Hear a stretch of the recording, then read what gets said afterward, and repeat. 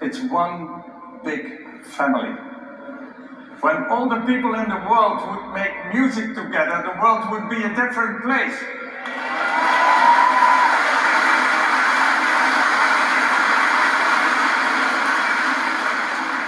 One of the members of my orchestra is from Ukraine.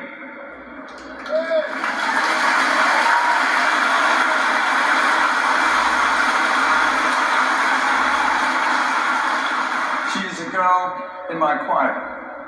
And she asked if she could sing a song tonight from her country, a song that means a lot to her. She told me that her mother is from Ukraine and her father is from Russia, and they love each other already their whole life.